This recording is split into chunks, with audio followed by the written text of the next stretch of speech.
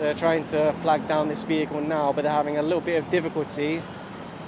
Oh, I don't know how this is going to play out. They are trying to flag him to the side. He just looked at the camera now. Hopefully that will help, because usually when people realize they're on camera, compliance can be improved.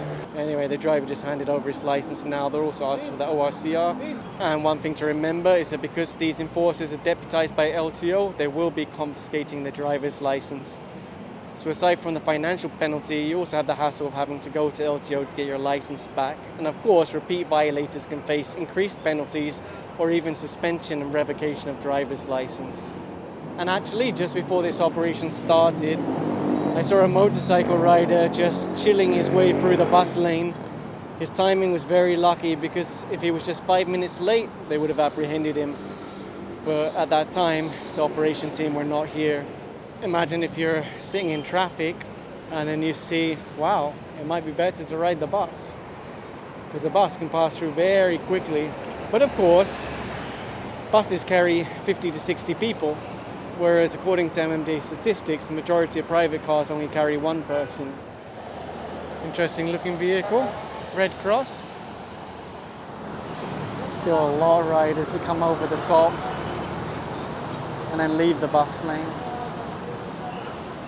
I just saw the rider, he weaved, trying to his way through. Unauthorized helmet also by the looks of it. Oops, they're having a hard time. The rider already handed over his license, and I don't know about the ORCR. I think they're still waiting on that.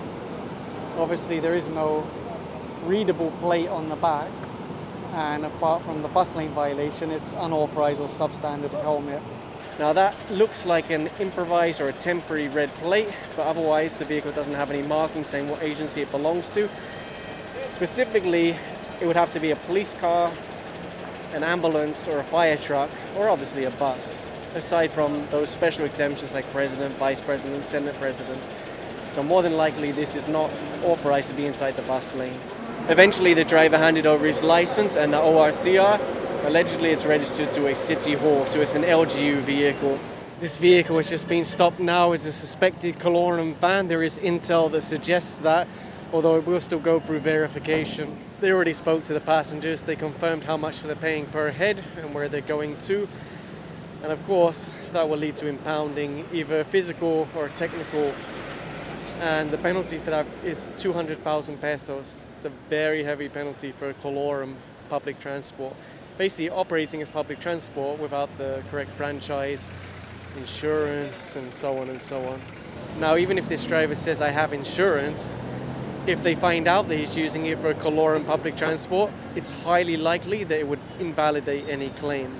One of the defects that they spoke to the driver about is that the rear license plate bulb isn't working. Either it's not there, or it's burned out, or for whatever reason, it's not lit up. And if you're worried about how hot it is for these guys, don't worry, because there is aircon. The problem is they didn't turn it on. So I don't know, even if you can't turn on the aircon, maybe you could bring them some ice cream.